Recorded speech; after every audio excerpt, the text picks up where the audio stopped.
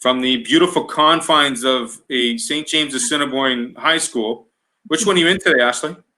I'm in my home in Westwood. Oh, you're in home. I teach at St. James Collegiate. I thought you had meetings in school today. Sorry, my apologies. Online meetings. We go back online meetings. One more week from home. One more week from home, and then you are. The plan is to go back to school for a bit. Teachers are back in the building June 1st. How exciting is that? Super exciting. Yeah, no, I'm super excited to be back. I mean, we were in and out of the building a little bit already, with obviously check-ins and schedules and when we can come in, when we couldn't come in, but really excited to get things going. Obviously, just as a phys ed teacher, lots of inventory and equipment stuff going on. So yeah, just really excited. As a phys ed teacher, was it difficult, or was it just one of those things you had to offer to the students to be a part of? Because, I mean, phys ed still has to go on, just like every other subject. How did you get the kids, or how did you get the classroom kind of motivated or thinking of, hey, physical participation, let's get her going? Well, I mean, we take the healthy, active kind of lifelong learning approach. So our kids still had quite a bit of health work to do, but they are tracking their outdoor and indoor activity, their workouts. We've been putting out fitness challenges for them to do. They can take pictures or videos of themselves and send them in. And parents have to sign off on their log sheets, and they have to do so many hours a week in order to maintain their, obviously maintain their credit and engage in physical activity. So it's been really good. Lots of fitness stuff coming out from the kids. They've been working out hard, and now that it's nice out, lots of skateboarding and bike riding and rollerblading. So that's got a little bit easier now that it's a little bit warmer outside. The paths are a little bit cleaner. It's not grungy winter out there. Yeah, no, I know for myself, the sidewalk for the first time in history was better than the street the other day. The streets are just covered in sand and tar, and but no, it's nice to see them getting away from their books, and it's a stress reliever for them. So it's a good break. I mean, let me tell you, serotonin and oxytocin levels definitely are in an increase when it's vitamin D outside. You don't have to wear any protective gear. Yeah, no, I guess if they're under 18, they're riding their bikes, they got their helmets on, but for the most part, it's been awesome. Can't complain. I always cringe when I hear the word calisthenics. Never one of my favorite words when it came to high school physical education. And you don't have to worry. We don't really use that word anymore. We talk a lot about physical literacy. So physical literacy. Okay, let's stick with that one. Okay, good. Yeah. let's get to the topic at hand. First and foremost, Ashley, first year. I guess it's the first year they did this with BFL being the major sponsor, but Coach of the Year, there was 2 recipients. You were one of them in Manitoba. Congratulations. How did you hear about the news? Was it a bit of a surprise? Tell me how it all went down. Yeah, complete shock, to be honest with you. I saw it on social media when Hockey Canada first put out the Instagram and the Twitter post way back in, I think it was probably January, early February, and didn't really think anything of it, just scrolling through social media. And I'm involved in a Women Master Coach Developer program with Hockey Canada right now, alongside 2 other female coaches in our province. And one of the ladies that's in charge of that was also really in charge of the BFL Coach of the Year applications. And she shot me an email just saying that they wanted to talk to me about coach education. And I thought it was to do with the Women's Master Coach Developer program. And then I started looking at all the people CC'd on the email, and I was like, oh, Steve Lacoste, he's the VP for BFL.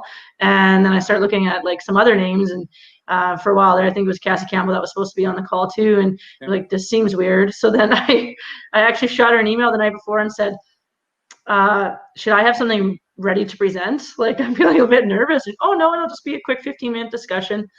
And then so John from Hockey Canada ended up leading the call, and they just came out with it right away, and I was completely shocked. And of course, me, I'm so emotional, I did cry a little bit. But yeah, no, it was really awesome. I guess my question to them, I was just wondering how the application process worked and stuff like that, because I thought it was Hockey Manitoba that nominated us, like in terms of the branch. And they said no, it was president and past players and families, so a handful of them, which was really heartwarming, and I just really excited and obviously thankful. So that means a lot when it comes from your prospective peers, past players, alumni, coaches, members of the community. It's not just there's a national group involving several people from Hockey Canada, of course, and making these selections, but it means a lot more when it comes from the local group that you've worked with and know you more than firsthand, rewarding this to you, which is pretty impressive. Yeah, you know, we try to build that coach-player relationship and the mutual respect piece, and we go to bat for them as much as we can as they work as hard as they can for us. And it's just nice to know that they feel like we're those people for them, and that, you know, we're really helping them get to the next level. And it's been a lot of blood, sweat, and tears and hours put into the Avros program. And I don't need a thank you and an appreciation, but when it does come your way, it definitely feels really nice. And I was full of gratitude, and I got a few names of people involved, and I've already reached out and thanked them very much for it. So happy tears, of course, for Ashley this year. Absolutely, I mean, with everything that's going on, it's been a bit of a bittersweet second half of the season for the Avros. And before we get to that, I got to ask you a question. Which level of hockey have you not coached? When it comes to your accolades and your, you know, extended resume, I mean, we're talking Bisons, we're talking AAA, we're talking Nationals, we're talking select teams, we're talking players that have been through the public school system, the private school system. I mean, select programs. Is it just in your passion that you love coaching hockey and love seeing players that get to the next level? yeah, oh yeah, I mean, I've coached high school, junior, the Team Manitoba, AAA. I coach a U10 spring team, a U12 spring team, so it just goes on and on and on. You know, back in the day, you know, the dream was always to coach University of Female Hockey and have that chance to be a part of a head coach program, or be a head coach in a program like that. The more and more time that I put in with the AAA level and that age group, it's I wouldn't say rewarding, but it's you know, you're kind of like their last contact before they move on to the next level. So you're really helping mold their future. And I've really come accustomed to and really enjoy working with that age group, because they are so driven and so dedicated to their studies, to hockey, to getting to play university hockey. And some want to play and some don't want to play. But it's just really neat, really cool to be a part of their growth, both as players and individuals. How is it that you're able to take a group of young females like this? I mean, senior, like U18 hockey, which it's going to be, or U17, players that are driven to get to the next level, and then players that just say, you know, they're happy and kind of content to finish off this year, be their last year of hockey. How are you able to just maintain the drive for that complete group to make sure that they're going to the end goal in the championships? Yeah, for sure. I mean, this year we could have had 100% commit out of our grade 12s this year. We had a couple girls that got offered visits and opportunity to play at the next level, and it's not for everybody. Some girls would rather stay home, be around their family and friends, study here in Manitoba, maybe get a chance at a walk-on with the Bisons or play in the junior league. But whether they want to play university hockey or not, they've committed to a program, and that's 17 players, right, and 4 coaches. And when you commit to something at this level, you don't just back out because you want to do something different. And Yeah. so, I mean, they set their goals at the beginning of the year individually and as a team. And as a team, we almost reached every single goal, you know, the girls had for themselves this year. And when you're part of a family like that, I mean, you don't turn your back on your family. That drive's always going to be there. And this year, our big push around our group this year was accountability. And we had fantastic leaders this year, leaders that all players, you know, respected, and they held each other accountable. And I didn't have to do a lot of it. So it was a different year. It was, you know, on paper, you look at our roster and you look at other people's rosters, and I mean, we're just as deep as other teams, but there's other teams out there that may have had a deeper roster, but we were just so a close-knit family, and the girls really went to bat for each other day in and day out. So I think just creating that family environment and that competitive and intense, but yet goofy and fun environment as well. There needs to be a little bit of relaxation, a little bit of humility and humor with being serious all the time. Yeah. I know, Ashley, I've watched a couple of your games this year. You're very dedicated and very, maybe stern is the right word maybe to use behind the bench, but when I get you away from the bench, you're a little more happy-go-lightly, holly-go-lightly kind of person. And you talk about the leaders on the ice and off the ice. I mean, I remember interviewing both your goaltenders earlier in the year, and both of them were players of the month. Both of them were doing homework before practice, and making sure and understanding the importance of managing the hockey and the academics and knowing the importance of both. And I mean, kudos to you for instilling that in. I don't know if you had to or not, but if it was just something that the players just knew that they had to get done. With what's going on this year, like you said, you know, your team accomplished everything you were able to do within your own powers. I mean, let's say if you had another week of hockey, you might have accomplished almost everything, or maybe 2 weeks, wouldn't you say?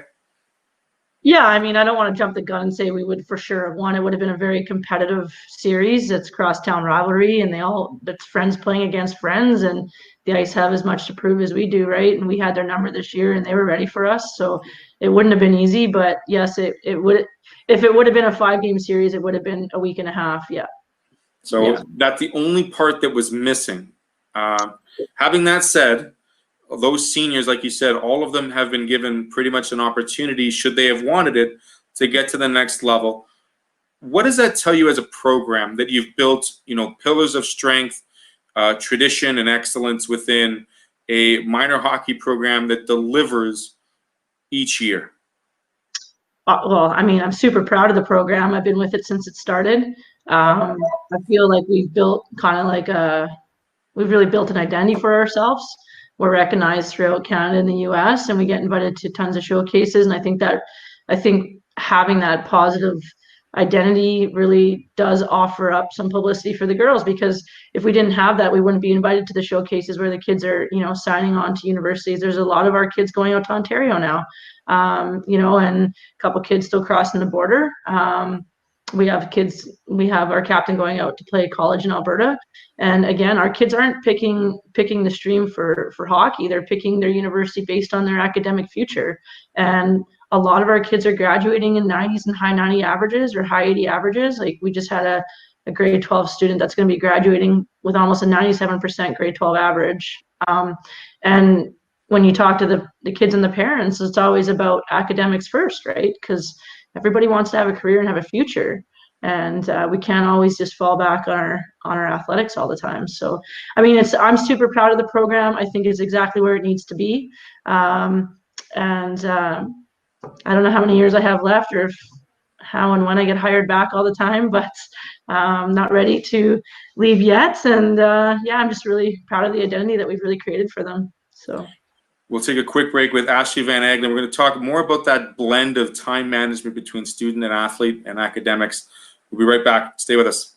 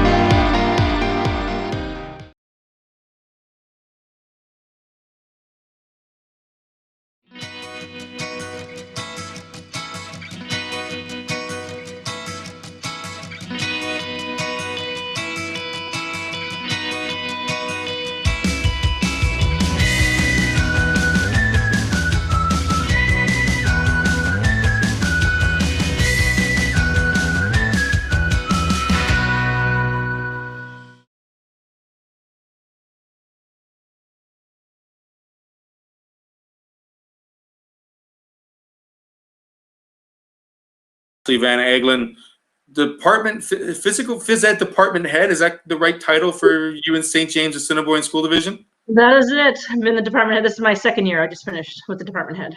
And so I got to ask you, because we touched on this just before we went to break. Do you think it's different between a male hockey player and a female hockey player, strictly from that perspective, to reach a next level when it comes to the female side of it, worrying more about life after hockey? Whereas the boys will always just say, I'm just going to keep playing hockey as long as I can, and then the good Lord willing, things will work out, right? Yeah, I mean, the men's side's doing a lot of wonderful things too, though, as you know, with the WHL. Yeah. Like, I mean, as the years put into the dub, you get back in your academic tuition. And I can still remember playing Bisons, and a lot of the guys that were on the guys team at the time were ex-dub players that have now come back to get their education degree or wherever else, or they've played in Europe a little bit and they've come back. I can't really sit here and say, like, especially from a teacher standpoint, like, I feel that kids are motivated whether they're male or female. If they have that drive and they're motivated, I don't think the gender really makes a difference. I've never worked on the male side, so I just know from the female side that the kids, I mean, because they are going into university and they need to get in and they need to have their marks and that scholarship money, that they're working hard for it. Because, I mean, with the dub, if you're good enough, you're going in on skill alone. So, I mean, I've done a lot of different interviews over the last couple months because of the situation we're in, and it seems like when I speak to one of the guys versus one of the females, the female hockey players have a better whole round explanation and an understanding of what that next level means to them. It's not just hockey; it's lifestyle, it's academics, it's finding the right school and the right fit, so they feel comfortable becoming a new part of a family. You've created that family vibe with the Avros on and off the ice, and they're looking for the same when they make the next level. Does that, like, I mean, that's got to make you feel certainly a little bit special inside, knowing that these players are thinking more and planning more above just playing hockey the next year. Absolutely. I mean, my whole philosophy with the Avros, and maybe that's why, I mean, it's working, as you were saying before, is just we developed our program around what a university program would look like. So, I mean, we're playing 2.2 or something like that more games than a university program. We played 64 games this year, and usually a university program somewhere around 30, right? So they're getting double the amount of games, but that's getting made, like, obviously in university you skate every day, so that gets made up for with practices and stuff like that. So we're not only doing that, but, you know, you add in your game day nutrition, the video clipping and that kind of stuff. Our whole thing was prepare them to be able to feel comfortable moving on to the next stages. And we always say, if they leave our program better hockey players, but better individuals, and we've done our job. And yeah, I just really think that everything we do in our program is to mold a university program, so when they get there, they're not kind of on their heels, set back, not expecting it. We take lots of road trips. They're studying on the road. They tutor each other, you know, so it's busy schedules. So when they do get to that level, that they can succeed.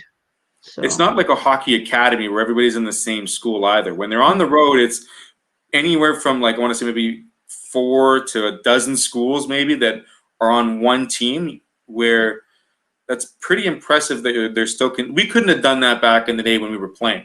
We didn't have Google Classroom or Google Meet or anything like that. It was on the paper, and you got back home, you handed the paperwork in for homework. And now it's a whole lot different, and I think it's made it better off for these kids to keep in touch with their school and their academics while on the road. Speaking of being on the road, Ashley, where's your favorite place to go travel and visit and watch your teams excel? I mean, were you in Detroit this year, I believe? You were in Nashville this year. Yeah. We had some fun in Nashville. We almost got stuck there for a week long, which would have been kind of nice. Could have gone to see the Grand Ole Opry and all that stuff if you really wanted to. Nashville was great. I think the parents enjoyed it a little bit more because obviously the girls aren't 18 or 21 or whatever they need to be in the States. But it was great. We won the tournament, and then to get off the ice and get stuck there for 3 days, and then get home and have 1 day break and have to play in the GHU that weekend for Hockey Manitoba. It was intense. We were burnt out, but it was fun. I would say with the team and the yearly travel, Stony Creek's always an awesome tournament because it's preseason. It's the first time the girls get to be away together. We haven't had our full roster there the last few years with Hockey Manitoba's provincial programs running. So this past year we were missing 4 of our U16 players. But, we get to take the girls up to Niagara Falls. Sometimes we'll do the Hockey Hall of Fame, CN Tower. It's a great start to the season. I've done it a million times now, but it's nice to see the smiles on their face. We've gone to a Jays game just to change it up a lot. So I would say for the team travel, we really like that. We used to go out to Calgary to play in the Edge tournament, so it was nice to go out there and then see Banff and do some team building out there as well, and see the Olympic ice surface, and so that was cool. A little bit of geography with hockey, right? Yeah, it takes you everywhere as a player. I mean, I played in Germany and Austria for a little bit, just in one of my years of university there, just for like a month. It was awesome. So Good yeah, enough. it's good. I always tell players when they're young, you have no idea what you're in stall for, because you have this opportunity to see all of North America, parts of it that you never dream of seeing. Yeah. Spread your wings, enjoy it, and you get to play hockey for a weekend too. Why not? Sounds great. Yeah. Yeah, no, it's fantastic. And then when we get into the States, it's like a whole other ballpark down there. It's just it's cool. Their facilities are amazing, and yeah. Nashville was definitely a first for us. Yeah. If we go back, we'll play we'll play in one level higher.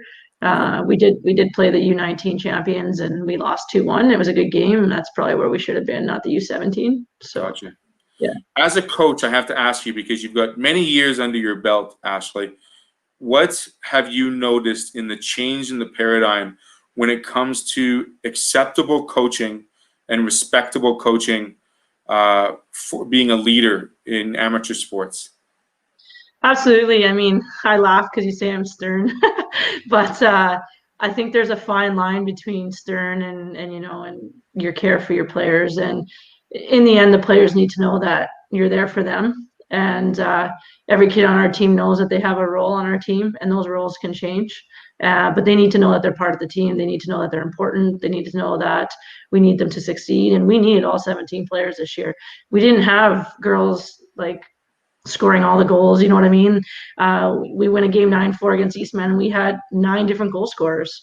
So the main thing for us is like the kids need to buy into what we're teaching, but at the same time, they need to get it from us as well.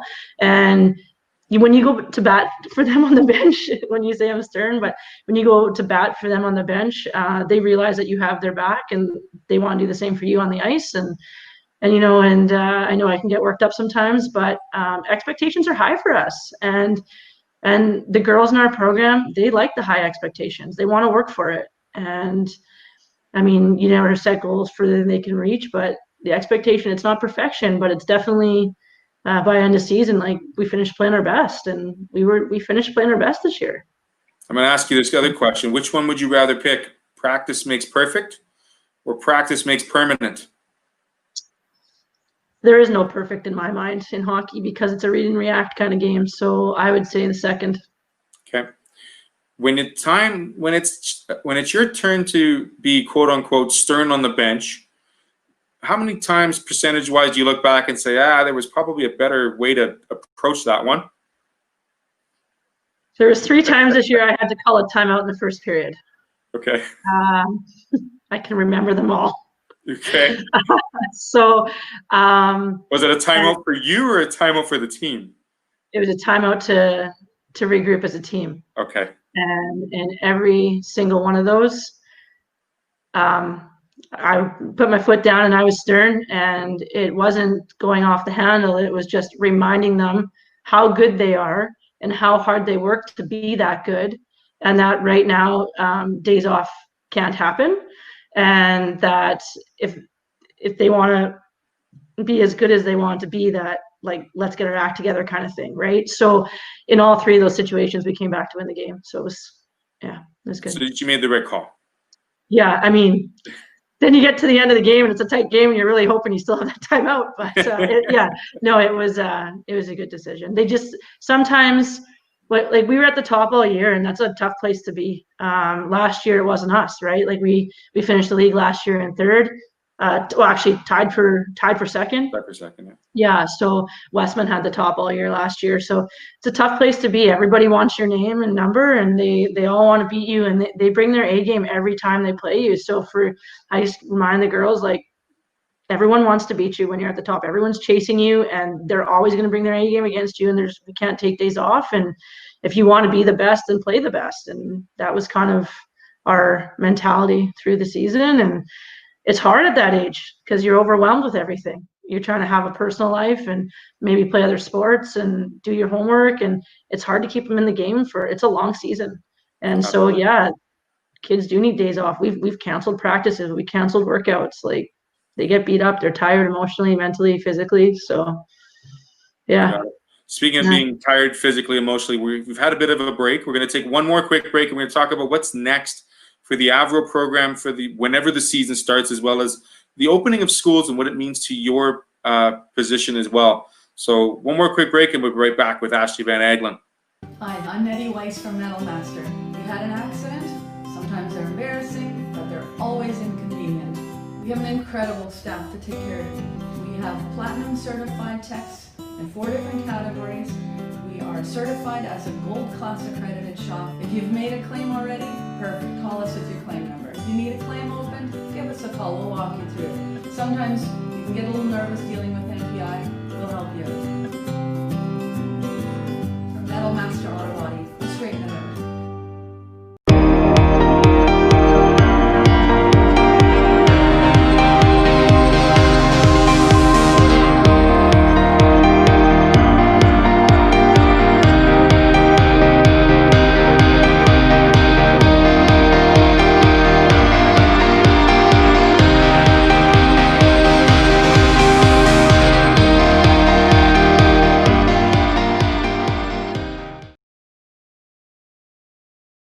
Aggelen joining us for our third segment here on the ice.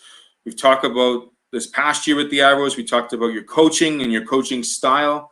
How much of your coaching style goes into the classroom? Ashley, do you separate the two, or do you have a lighter side, or is it pretty much the same person who walks in on the ice? Makes me sound like I'm like all hard all the time. No, you've got a.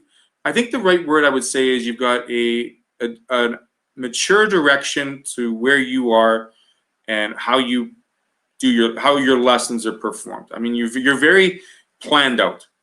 From our discussions we've had, and I think that's the reason why a lot of young females and parents, enjoy your leadership as an Avros program. And I think that's a very high accolade to attain, considering where you've come from and how you've been able to build that program. I don't see any, honesty and integrity are 2 words that come to mind. Your players, your program, I tell you right now, if there was any bit of fakeness towards you or what you were doing, they wouldn't buy into what you're doing, Ashley. And I think kids these days can read right through that sense of a coach not being a true person. Yeah, for sure. Absolutely. I actually had one of my alumni players reach out to me. She's involved in a leadership program for her university at University of New Brunswick, and she had to interview a past coach and talk about their philosophy and stuff like that. And it's funny that you said the word pillars earlier and the word family, because I responded to her that we had 3 pillars as part of the Avro organization this year, and the 3 pillars that we focused on were hard work, family, and accountability this year. And all 3 of those transfer into the classroom every day. I think you could add a 4th every season, which involves communication. And I think the girls really buy in because of the communication we have with them. Their open door policy, same at school, open office policy. Kids having a bad day, they can come talk to us. They need anything, they know where to find me. At school, whether food, shoes, clothing, whatever, they just need to vent. That's kind of the job for a phys ed teacher, really. And then with the Avros, the coach door is always open. I'm at practice an hour before every practice, 2 hours before every game. They know where to find us. And I think building that relationship with the kids is the most important part, to build kind of that base. And once that's built, I really find that it's a give and take, not a give and take, a back and forth relationship. And at school, it's the exact same way. Communication's there, just keeping in contact with them, knowing that they care, knowing that you care about them, and where they're going in their future and stuff like that. So I'm always about pillars of strength, excellence, and tradition. I mean, coming from my high school, excellence, tradition, you'll see it everywhere you walk in those buildings. Going to university, you pick a university because of those reasons. It resonates through you in some way. It's the reason why you have that connection. So sorry, go ahead. Go ahead. No, you by all means. I was just gonna say, I coach at my high school. I coach our varsity girls basketball team, as well as the boys soccer team and cross country and track. So we haven't always been known for the best athletic program, but our kids are doing well because they work for it, and that's the other thing that I pass on to the Avros too. It's like, it doesn't matter if we come up against an opponent in a showcase that we've never seen before that might be more skilled than us, but our goal is to outwork every opponent that we play. And it's the same on the basketball court. And actually this year, the 2 girls basketball teams at our school both won their championship, solely on hard work. And yeah. Growing up, Ashley, was there ever a sport you didn't like playing? Am I allowed to say it? No, I liked everything. Curling wasn't my thing, but for me, it wasn't the ribbon dancing. yeah. That doesn't. I didn't look good in a tutu. That's kind of what my deal was, and I enjoyed the baggy shorts, the baggy pants versus the tight fitting stuff. That wasn't my thing. So. Well, and gymnastics was mandatory in junior high PE back in the day. Oh yeah, that's why that and calisthenics aren't my 2 favorite. I cringe. I say. Yeah. Your thoughts? I mean, you talk about you're coaching all these other great sports. How important do you feel that cross training is when it comes to a heavily scheduled hockey program, almost 9-10 months of the year with the Avros? Yeah, you know what? I'm a huge fan of multi-sport athletes. I think it's super important that kids get a chance to play something else, or just even if it's just golf or ultimate frisbee, like it doesn't always have to be a team sport, right? So I'm just finding lately that everyone's just trying to keep up to each other, and it's becoming too much. The burnout rate is high. It's mostly on the female side. We're training. The girls are training 12 months of the year. It's a bit much. So I'm in full agreement with a lot of my mentor coaches that I've kind of talked to. It's hard. Like, you don't see the crossover sports anymore because the hockey season goes through, volleyball season, basketball season, badminton season. It goes through all those different seasons. So we don't tell our kids they're not allowed to play it. We just let them know that, Avros has got to be like the priority. But because our practices and stuff during the week are so late, they do have opportunity to play other sports. It's just, coaches cringe because players will get hurt. Years ago, our best player, Lana Sharman, rolled her ankle in basketball. But then she just said, tape it tighter, I want to play. So it depends on the drive too, right? So we allow it. I think it's great. A lot of those sports cross over to each other. I look at something like soccer in terms of mobility and agility and just the transition game and how it would really, really help on the skating side of things. And I always preach to my players to be multi-sport athletes. I think it'd be great. Yeah. I look at hockey in Canada much like football in the southwestern part of the United States, where it's day in and day out, 2 hours on the field, versus Winnipeg and Manitoba. It's got, in the middle of winter, you're going to see rinks full. And especially during the last couple of months, we haven't because of our current situation. And, with regards to what Hockey Manitoba is doing and phase 2 coming through and the potential of some sort of activity, group activity, how are the Avros and I guess the ice, because you have to have your drafts. Have you had your drafts this year, or has anything been pushed back, or what's going on with that? So the last communication. Can we talk about that? Yeah, I can only say what I know, and in the end, someone would have to obviously ask Hockey Winnipeg because they're our organization. They hire Eugene and I, and we they control all the tryouts and stuff like that. So the original plan was for the end of the month here, beginning of June, for our tryouts. So obviously that's been delayed, and they've been putting updates on the Hockey Winnipeg website in terms of it's been delayed. Keep registering. We have a showcase in September, but who knows if we're even going to be allowed to travel.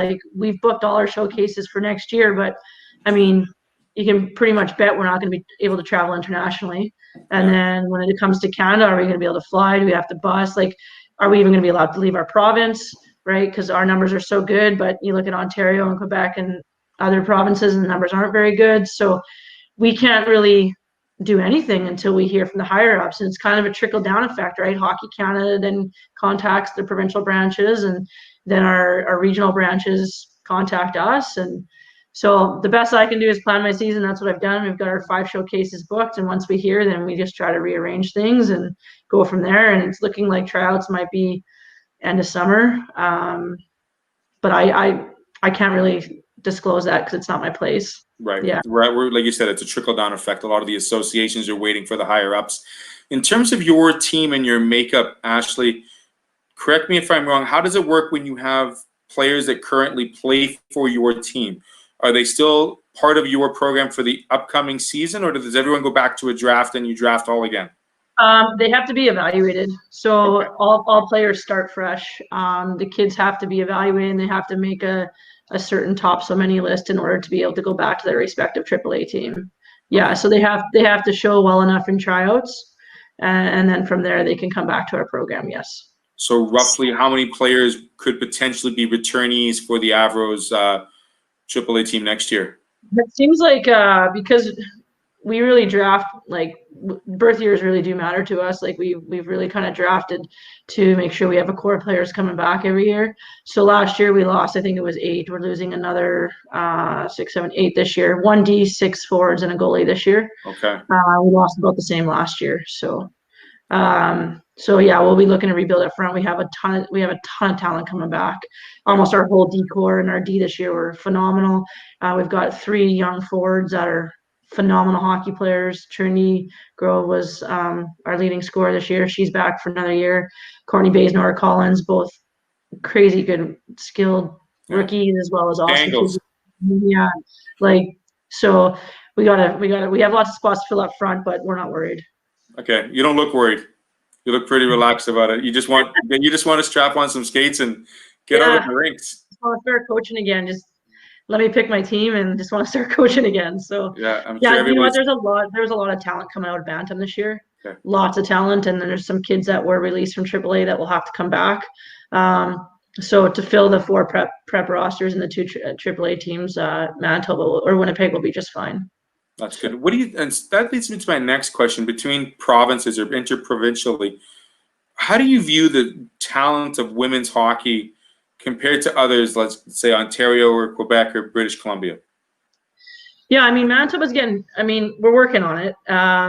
We're slowly getting there. Ontario just has a crazy amount of girls playing hockey because their population is so big. Right. We're one of the smallest branches. Back in the day, we were putting up a lot of medals at the U18 Nationals and stuff like that. We've kind of trickled off in the last few years, but again, we're one of the smallest branches, like us in Saskatchewan. So it is tough. It's more cutthroat in provinces like Alberta, Ontario, because there is so many kids playing. It's harder to make teams. There's other provinces that have open boundaries, like Saskatchewan, right? Saskatchewan has open boundaries. They don't have to be in Winnipeg to play for the Avros. They can bill it down in Winnipeg if they want. Okay. Their leagues are getting smaller, not bigger, so they're cutting to make it super, super high level, right? So Alberta went from, I think it was 8 teams 2 years ago to 6 teams, and every team is strong. Even if you play the last place team in Alberta, like it's going to be a good game. And same in Sask, they cut a team last year, and those kids get kind of sprinkled out around the province in terms of the open regions. So it's super competitive. Sask doesn't have any prep schools in their province anymore because Notre Dame only has AAA now. They don't have female prep. So those 6, 7 Saskatchewan teams, like that is top hockey, right? The only thing with the open boundaries is one, it does hold your program accountable, but now what happens, right? Like everyone wants to try out for 1 or 2 teams, and it trickles down, and then you're not really getting parity in your league.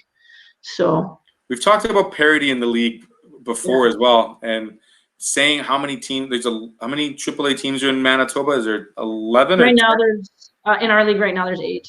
There's 8, right? And we don't have Parkland or Norman right now. Right, and that was something that was based on numbers and whatnot. Do you feel that 8 is a strong enough number here in Manitoba, or is there enough talent to really field? Like you said, you go to Alberta or Saskatchewan, like those teams are from 1 to last are top notch. Because they don't have 4 prep schools within like that's so that prep school program kind of like if you think about it, Winnipeg. Well, if you take Pilot Mound out of it because they're not exactly Winnipeg, right? Because they're more like the Pembina Valley area. Yeah. Even though they are taking from Winnipeg and Norman and all these different regions, but if you look at it, we actually have 5 AAA teams or 5 women's hockey teams in Winnipeg because you have the Avros, the Ice, St. Mary's, Balmoral Hall, and the Rink. So we actually have 5 high-performance women's programs in one city. You don't get that in Saskatchewan. You don't get that in Alberta, right? Like Alberta, again, they've lost female programs. Warner doesn't have a program anymore. They still have Calgary Edge. They have Banff Academy, the Alberta Extreme, but they used to have 5 female prep programs. Now they have 3. all over the province, not within 25 kilometers of each other. Yeah. So, you know, you bring up a very big point there, because I mean, it's not that it's a washout, it's not parity, but it's we're just all the fact vying that, for the same players. yeah, Yeah. and the fact that the AAA program has a draft prospect compared to a prep program. I mean, there's a lot of different ways in which female hockey players are being looked at and reviewed, and making those decisions to say what team they really want to play for. And that's, well, and it's tough, like you said, like, because AAA has a draft, we can't promise a kid a rostered spot. Where a prep school coach can just go ahead and pick their team. there you go. Right? Like, Exactly. they can just tell a player, hey, we have an open roster spot. Would you like to come? Do you want to come visit the school? You know, this is what we offer. We can't do that. So, and because it's 2 AAA teams, I can't just vibe for the Avros anymore. And when a kid comes to the draft, it's us or the ice. And yeah, logistically, depending on where they live and where their friends are and stuff like that, I mean, it's tough. It's not like simple heading out to the outdoor rink at 7 a.m. and grab a penny and start playing hockey anymore. It's a little more involved, would you say, Ashley? Yeah. You Just a little bit. Yeah. So, I mean, it's good. It keeps the coaches on their toes, right?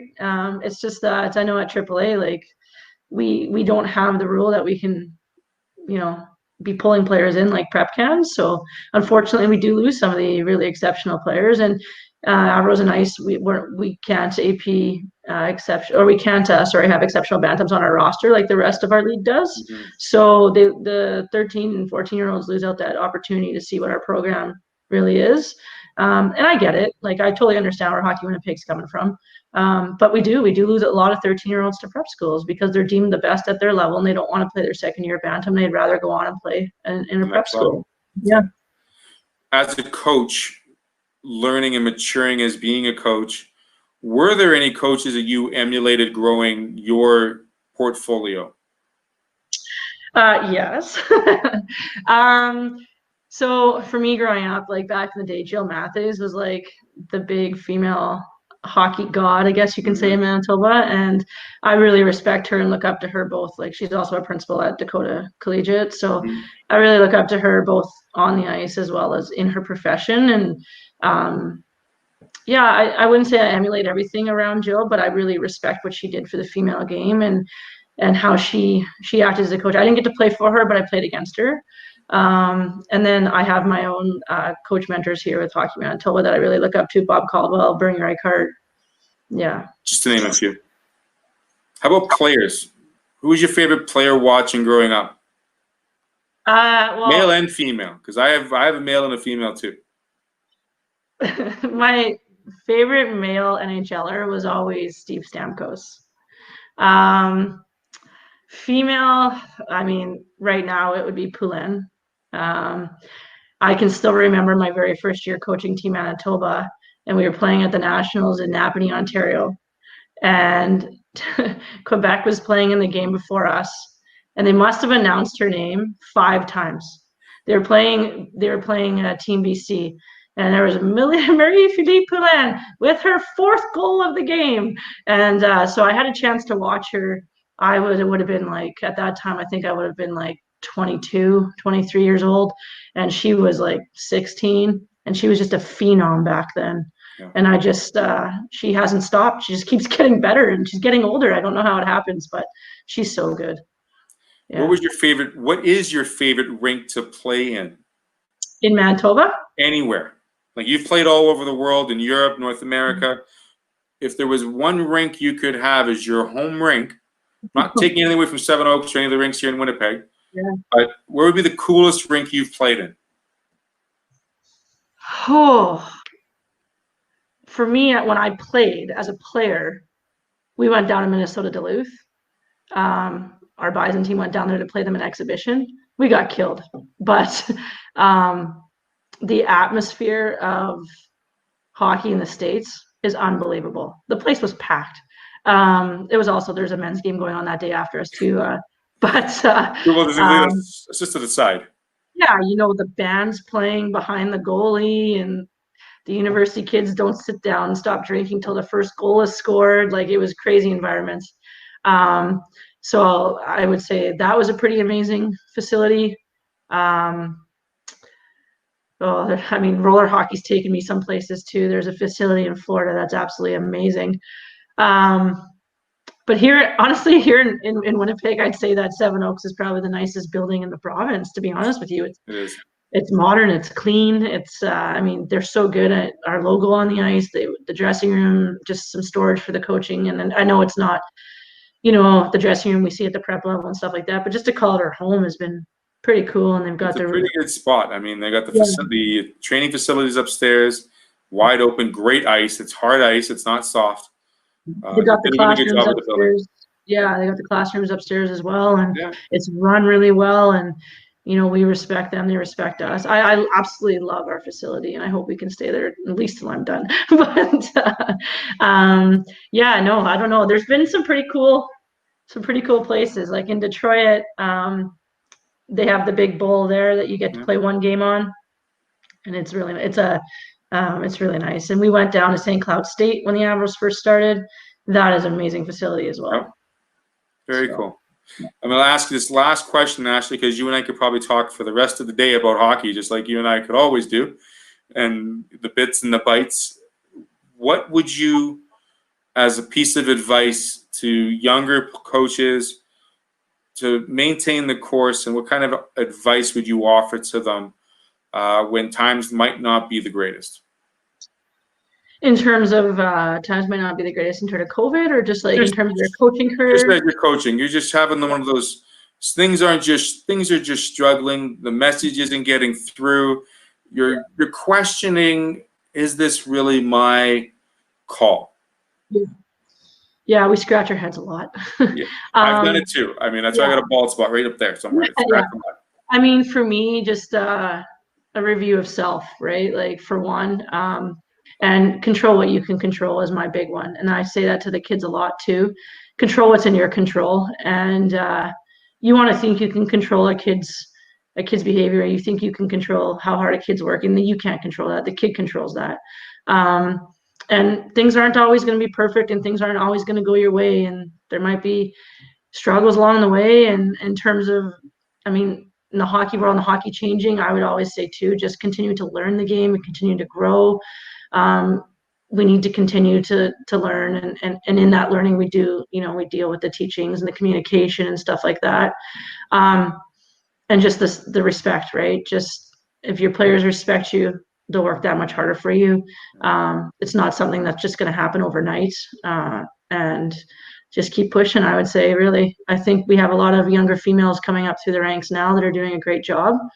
And just that fine line between coaching and friendship, right? You don't want your players, you don't want to become too close with your players so that they want to take advantage of the situation. And at the same time, you still have to be hard on them and to get what you expect from them. So it's a fine line there to juggle for sure. You got to maintain that coach relationship as opposed to that friendship. And absolutely, I truly believe that is the hardest line a lot of coaches will play. And it's difficult. So Ashley, I want to thank you very much for joining me today on the ice. Did you have a chance to catch The Last Dance with Michael Jordan? I did. I have one episode left, so don't ruin it. I won't ruin it. So far, you've got episode 10, okay? But I did see that tweet about his mom. Yeah.